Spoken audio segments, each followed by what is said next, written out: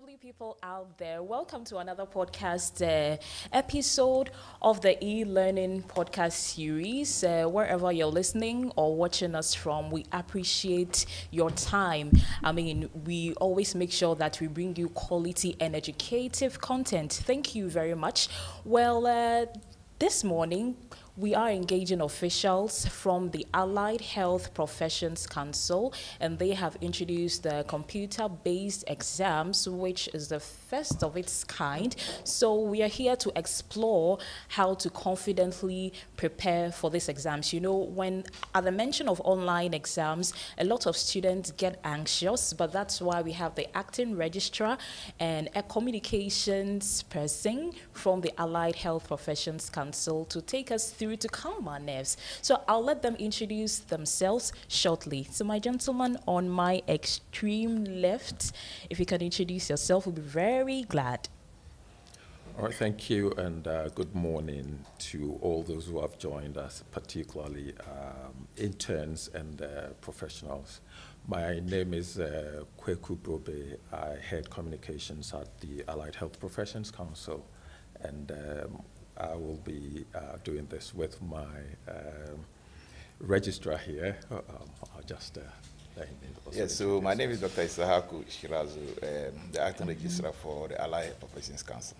Okay, sure. You know, most of the time when we talk about allied health professions, normally when we talk about health, our mind goes to doctors and nurses, but could you explain to us in simple terms what allied health means and what disciplines even fall under the allied health before we move into our main conversation for today? Thank you so much for the question. So in Ghana, according to Act 857, there are 5 classes of health professionals in Ghana, what you rightly said. Part 1 of that act says that to practice in Ghana, you either have to be an allied health professional, which is from the part 1. The part 2, you have to be either a medical officer. Part 3, you have to be a nurse or a midwife. Part 4 says you have to be a pharmacist. And part 5 says you have to be a psychologist. Any health professional outside this cannot practice in Ghana by law. Okay.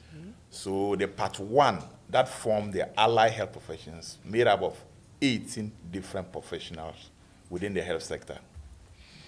Example of this are the medical physicists, medical laboratory scientists, optometrists, nutritionists, dietitians, radiographers, health information managers, so many other professionals form the Allied Health Professions Council.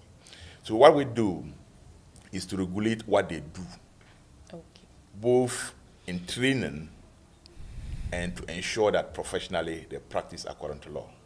Okay, sure. So as a regulatory body, why did you see the need then to introduce computer-based exams? Yeah, so over the years, we've been doing this on paper, and we intend to eliminate the human elements. Normally, when you have so many hands getting into an action and an act, it leads to so many challenges, including time factor, where you have so many people have to do ABCD. It may take them 2-3 days to get it done. But if you have a computer base like what is currently being proposed and what we are going to do now, that exams you can finish the paper by the close of the day, you can have the results. In that case, all the long awaiting period will be eliminated. Human errors, when you are marking, you can make simple errors. For computer-based, because it's a program algorithm, those errors are eliminated.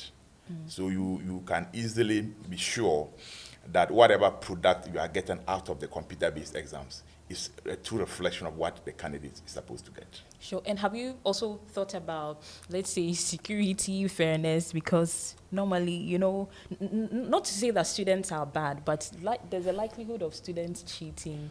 Is that also? Yeah, so fortunately, one of the factors, as I mentioned initially, was to eliminate human elements.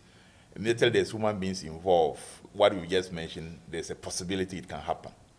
But where we have a computer-based, well-secured computer-based program, here what is going to happen is that we are not online. It's not going to be an online exams.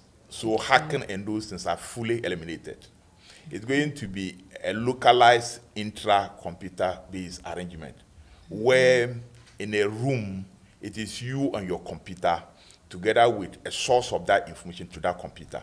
So somebody getting into and getting to teach somebody is out. In fact, when you log into the system, you will not be able to have any access to internet to be able to go and then get some information from the internet. Or even if you sit on the table for about 4 or 5 people, your question 1, maybe somebody question 20. So if you want to sit there and copy, then you are likely to copy wrong answers.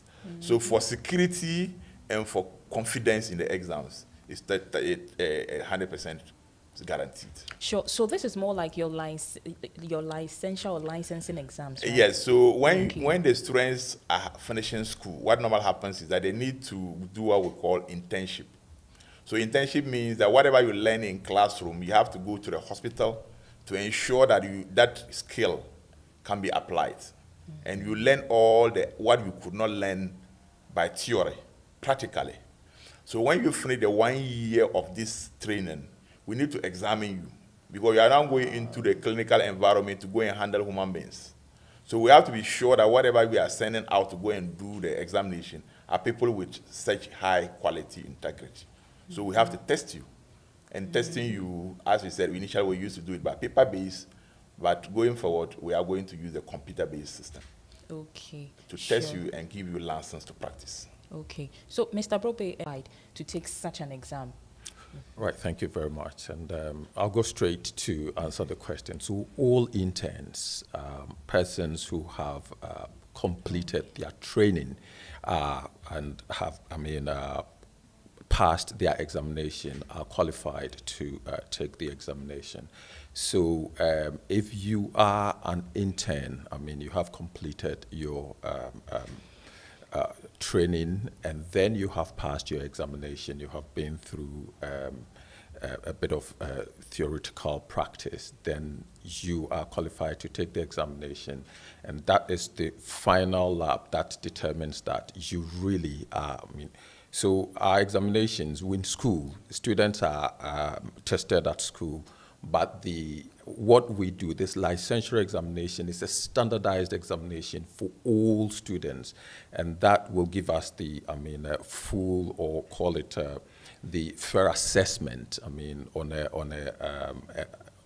a standardized level for each student who is supposed to go out there and start practicing, as a professional. So this is standardized examination, and anyone who is able to go through it is qualified to register and write the licensure examination. Okay. Well, are your exams held maybe, let's say, once a year, or maybe you have main, you have supplementary? How is it all year, like once a year or maybe twice in a year? Okay, so in order, students write examinations. Sometimes they are not able to pass the examination for some reason. So what we have is usually a main examination, which comes off sometime in October, each year.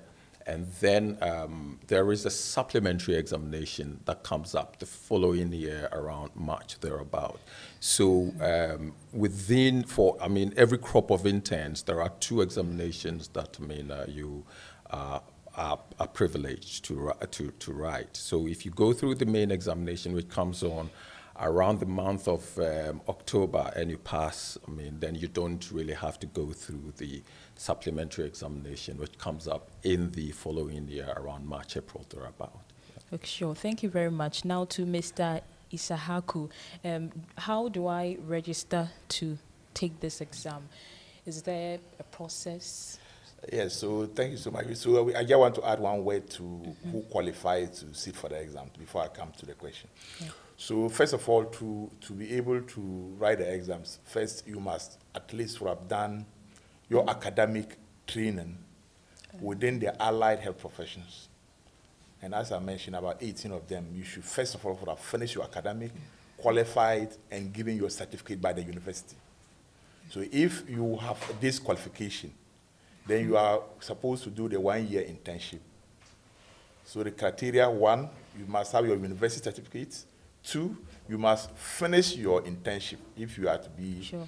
A graduate student. In some instances, we have diploma who normally don't do the internship. They are also qualified. So when you qualify, then I then come to what your question is. To register, first of all, you have to go onto our website, alliedhealthprofessionscouncil.org. You log on, then get in and quickly fill a form, registration form, provide all the needed information to us. Ensure that your information you are providing to us are accurate. Select the required program that you are registering for and provide us with the actual name that is on your certificate. Okay. If you go to change your name, then you may have to do something with affidavit. Otherwise, provide us the accurate name on your certificate.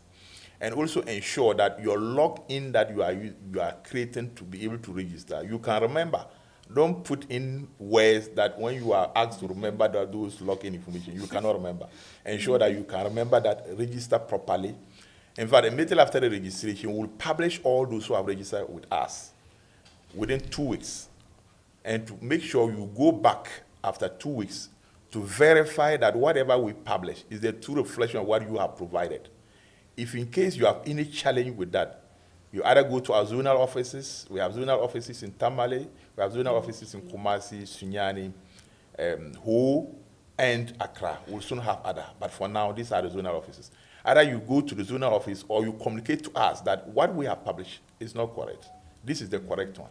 If everything is fine with you, you wait for the next instruction. We actually will send you an SMS to confirm that you have registered, and these are the login information that you have to have before the exam day. Okay, talking about the zonal offices, do you have centers where the exams are held, like across Ghana? Yes, so currently, yes, we have agreed to have it in 5. We are thinking of adding more, but we have 5 centers that we agreed. We may have 2 more that we will maybe add in later. But we have a center here in Kumasi at University of Cape, University of Science and Technology. We also have one in Accra. We'll have one in Ho. We'll have one in Sunyani. And we'll have one in Tamale. We intend to have one in Navrungo and Cape Coast. We're still discussing that part, and if it's confirmed, I'm sure we'll communicate that as well. But these are the centers that are available for candidates to select from. Kindly ensure that you select a center that you can come and write the exams. Don't select a center 2 days to the exam, you then send us a mail that you cannot come there. Select a center that you are going to be physically present and come to write the exams. And when the exam day, at least come 1 hour or so early, before the time. Don't wait when the exams are ongoing and then you show up and say you're traffic, there's some kind of problem. Please avoid those challenges. Another important component that I've heard that I want to clarify is that you don't need to have a special computer skill to write these exams. What you need to have to be able to write the exams are twofold. 1, you should be able to type your name. Okay. Just like how you type your name on your phone. You should be able to type your name, normally use keypad to type your name. Then 2, you should be able to log and click a button. Which is basic.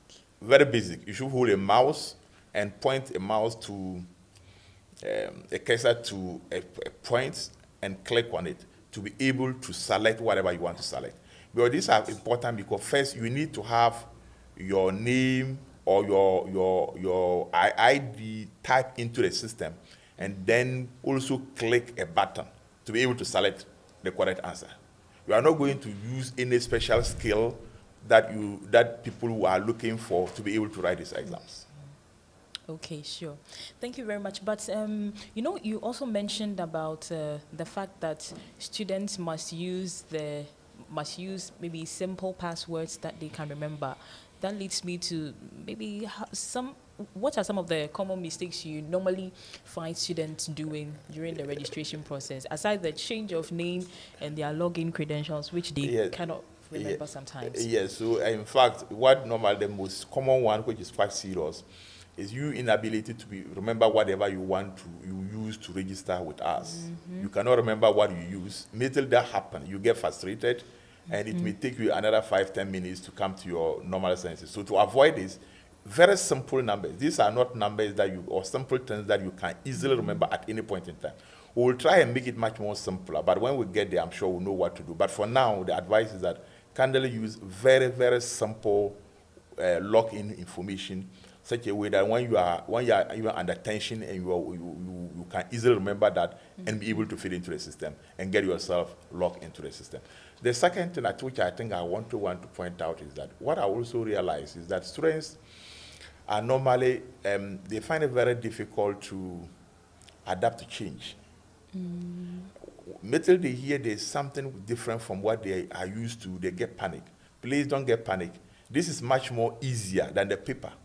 But for the paper, you may have to flip through some questions, try to figure out which question is what.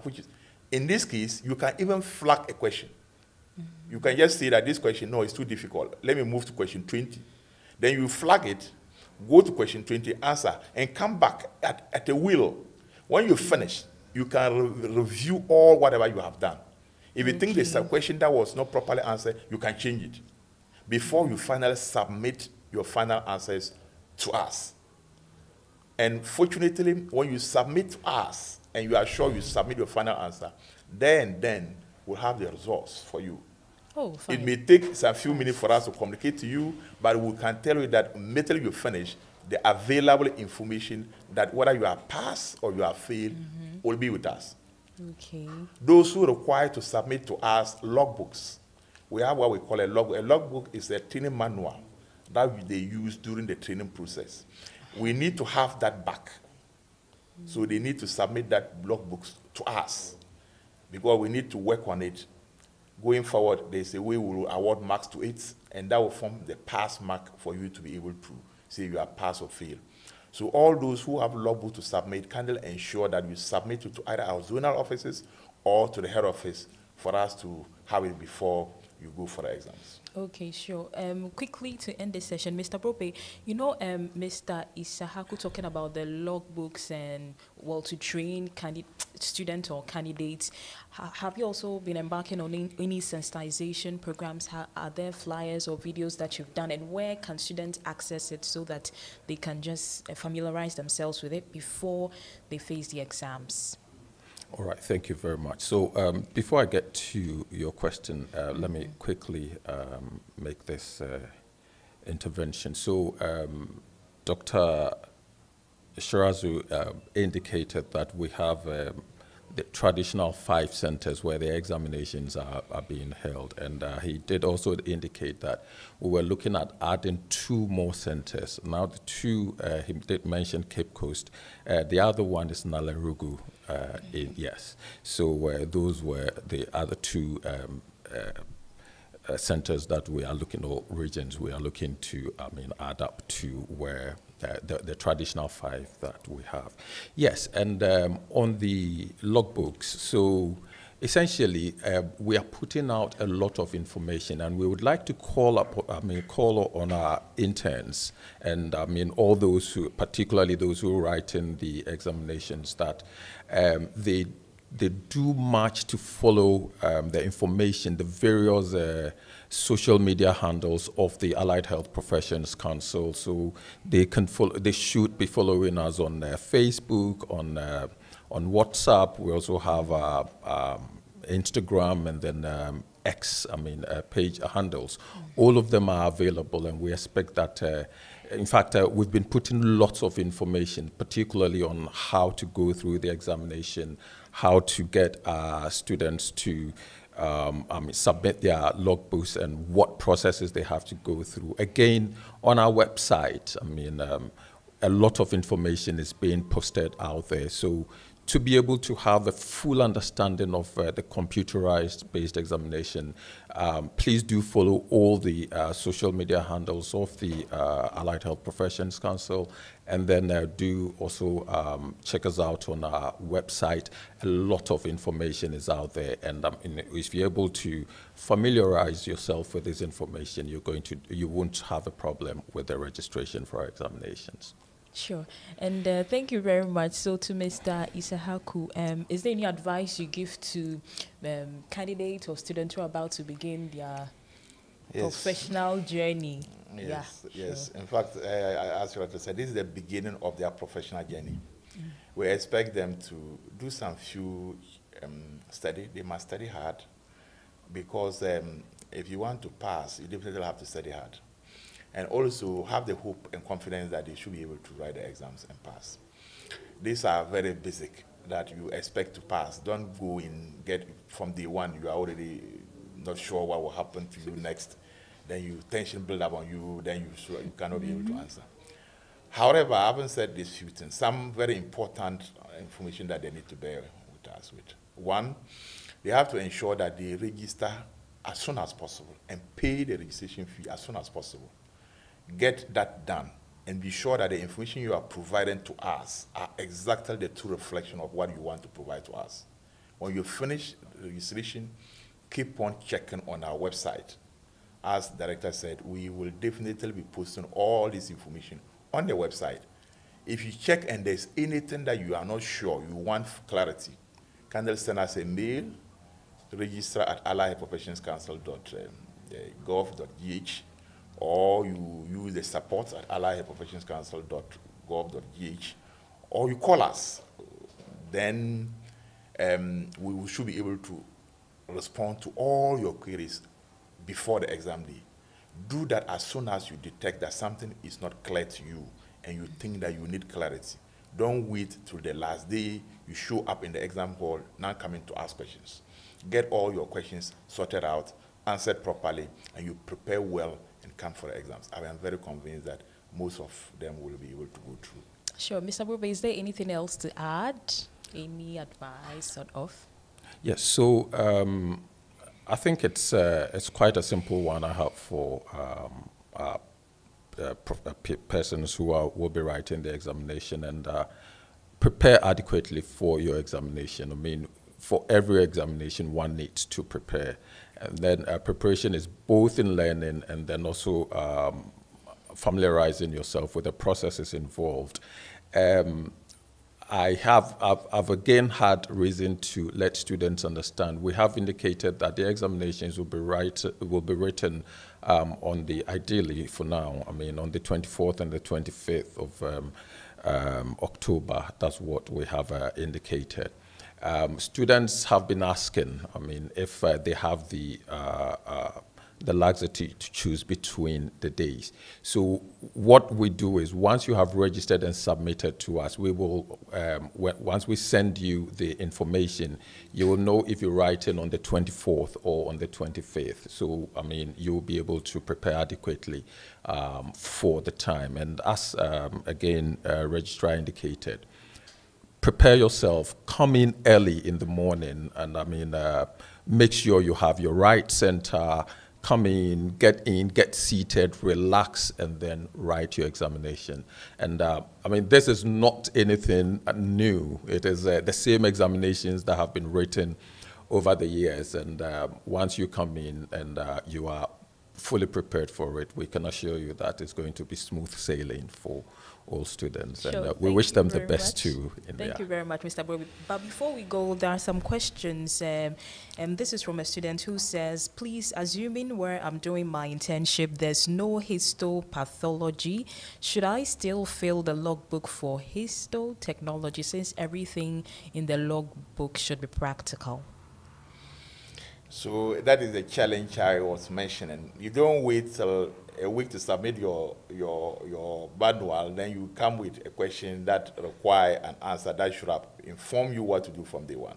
Mm-hmm. In fact, somebody came to the council with a logbook saying that he just noticed that his logbook was a different program he has registered for.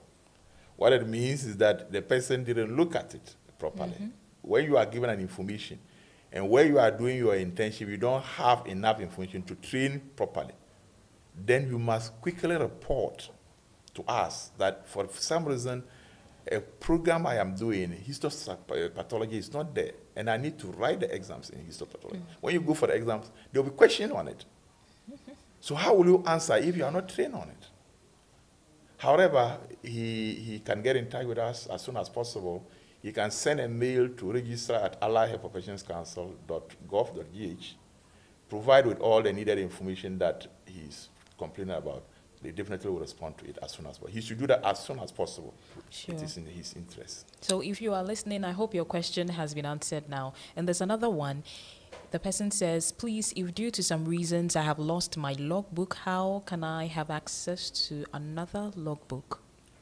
So this is the challenge. But fortunately, I must add that based on all the feedback we are getting, we have changed it this year. On going forward, this will not happen. Okay. We will never have a situation where people are given books to go and fill. No. We have digitized it. And in digitization, what we'll do is that we are going to have it on our website. When you register, we'll link it to you in person. So the only thing you will do, on a weekly basis, you fill the form and send back to us. You are not going to wait till last day you say, I cannot do histopathology, and therefore I don't have access. No, this will not happen again. On a weekly basis, you go online, we'll provide them with the needed information, but I'm just providing this because of what has happened. We'll go online, go to our website, you register, go to your MIS, click the login, provide your all login information, and the logbook, click on it, it will drop out, you pick that week logbook page and fill it, submit it to your supervisor, the supervisor will endorse it, and then it will be forwarded to us. When it is done, at the end of the year, we have every single week that you have filled the form. If for any reason you have challenges, definitely you contact us for assistance. But unfortunately, because of what you said, if your logbook is lost, it is a serious problem. It's assuming it means that you didn't do the training. So as I said in the beginning, can they get in touch with us, provide us information, evidence of what has happened, then we'll look at what the way forward. But this is a serious problem that you have lost all the training you have done. That's what it means.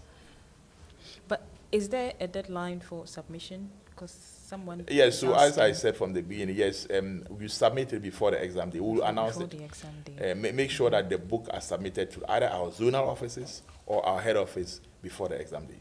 And but we'll announce a cut-off date for you to submit the logbooks. Okay, and can someone submit it on another's behalf? Yes, so if you are not, if your location is such a way that you cannot come physically, you should be, but ensure that it's getting to where it's supposed to get to.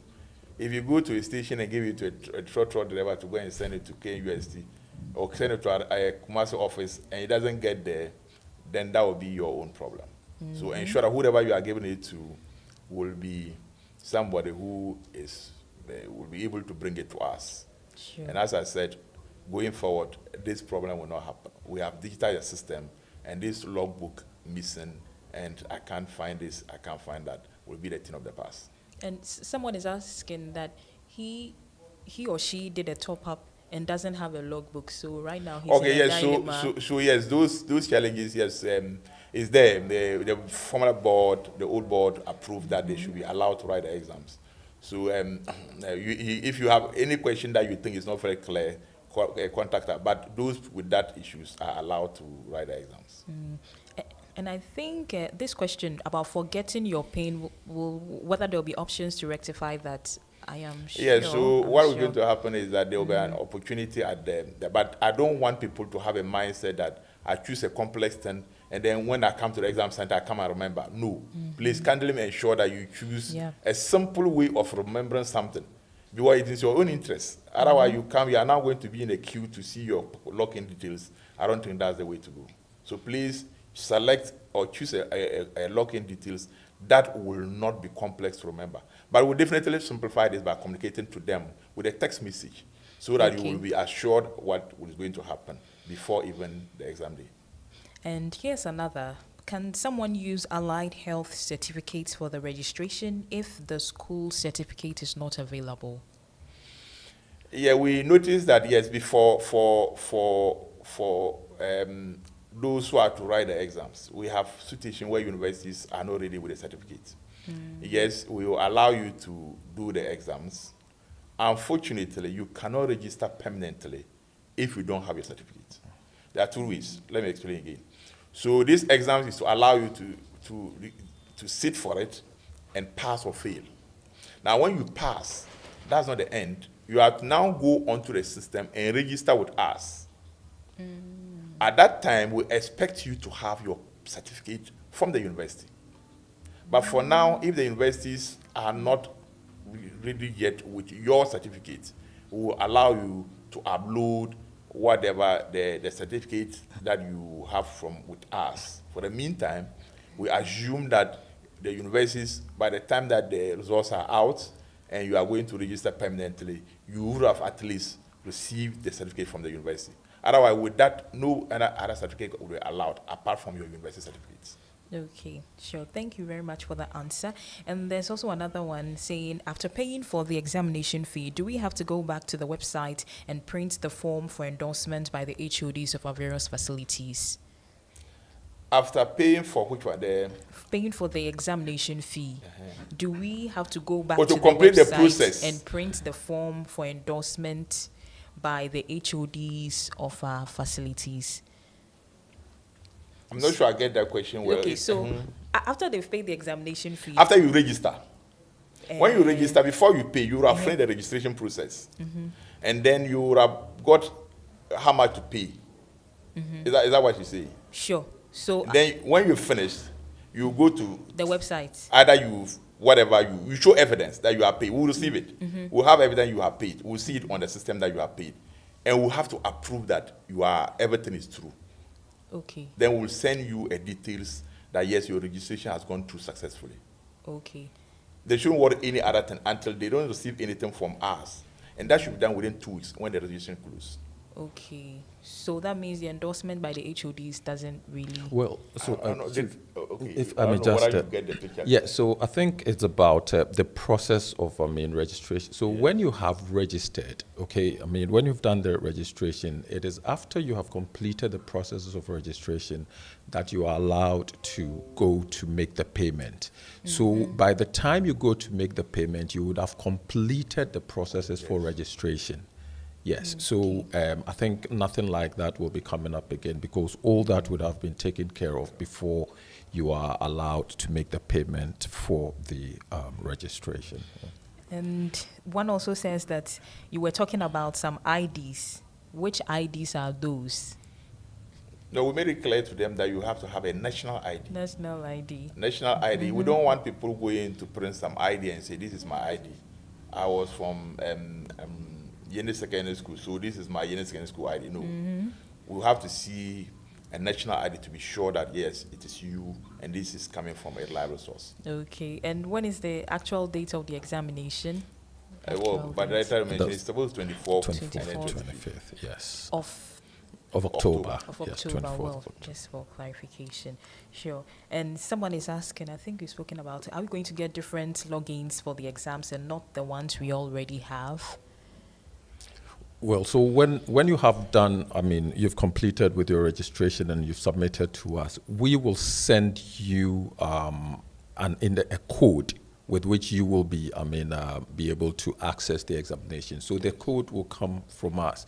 So it was the code we sent to you that will enable you to get into the system and then write the examination. So go through the process and we will send that code to you that will help you enter the MIS, the system, and then write out your examination. I think this is the last question, but I'm even surprised at the question. Someone is asking, Doctor, please can the date be postponed? Because I have a son which calls at College of Health and Wellbeing Kentampo, and the date has crashed with the school's examination. Unfortunately, this is a national assignment. We cannot look at an individual case and say that we have to. It will be weird, but the date for now is 24th, 25th. 24th. Let's stick to that. October. Yes, October. Sure. Sure. If you have any challenge that you think that something is going to interfere with you in person, you can get in touch with us. But for now, let's work towards 24th, 25th. Sure. Thank you very much, gentlemen. Is there anything, your final words, is there anything else to add, or we are done for this particular episode?